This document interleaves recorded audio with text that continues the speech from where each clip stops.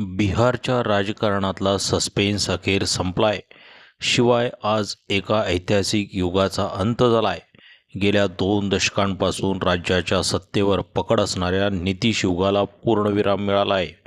आता राज्याची धुरा सम्राट चौधरी यांच्याकडे सोपवण्यात आली आहे. भाजपच्या वाढत्या वर्चस्वाचं आणि बिहारमधील एका नव्या नेतृत्वाचं हे प्रतीक मानलं जात आहे. नितीश कुमार यांनी मुख्यमंत्रीपदाचा राजीनामा दिला. त्यांच्यानंतर कोण असा प्रश्न उपस्थित केला जात होता. भाजप विधिमंडळ पक्षाची त्यानंतर बैठक झाली. त्यात नेतेपदी सम्राट चौधरी यांची निवड करण्यात आली.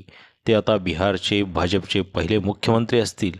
आता सम्राट चौधरी नेमके कोण आहेत, त्यांचा राजकीय प्रवास कसा सुरू झाला आणि आत्तापर्यंत मुख्यमंत्री पदापर्यंत पोहोचण्यापर्यंत त्यांनी कशी राजकारणामध्ये आघाडी घेतलेली आहे ते सविस्तर या व्हिडिओमध्ये जाणून घेणार आहोत. नमस्कार, आपण पाहतात विशेष खास. तर सम्राट चौधरी यांचा जन्म 16 नोव्हेंबर 1968 रोजी मुंगेर जिल्ह्यातील लखनपूर गावात झाला. त्यांचे वडील शकुनी चौधरी हे माजी लष्करी जवान आणि दिग्गज नेते होते.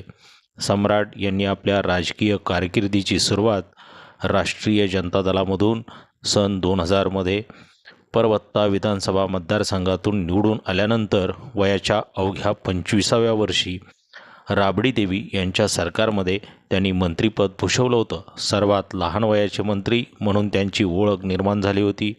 त्यानंतर त्यांनी राजकारणात कधीही मागे वळून पाहिलं नाही. 2014मध्ये सम्राट चौधरी यांनी जनता दल युनायटेडमध्ये प्रवेश केला होता.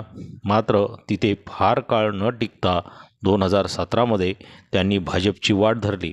भाजपने त्यांच्यातील क्षमता ओळखून त्यांना आधी प्रदेश उपाध्यक्ष नंतर विधान परिषदेवर पाठवलं.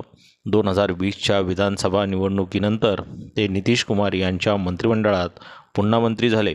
गेल्या वर्षी मार्चमध्ये त्यांच्याकडे बिहार भाजपच्या प्रदेशाध्यक्षपदाची जबाबदारी सोपवण्यात आली होती. ते भाजपमध्ये एक पायरी चढत गेले. ते भाजपचे राज्यातील सर्वात ताकदवान नेते बनले.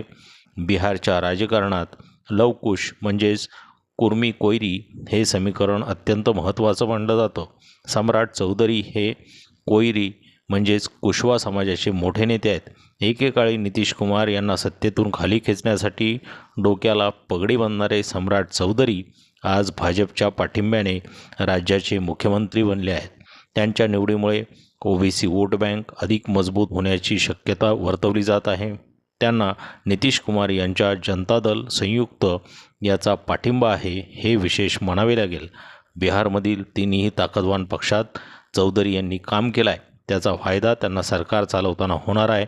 तर मित्रांनो, अशा पद्धतीनं सम्राट चौधरी यांची राजकीय कारकीर्द आहे. व्हिडिओ आवडल्यास व्हिडिओला लाईक करा, शेअर करा, चॅनलला सबस्क्राईब करा.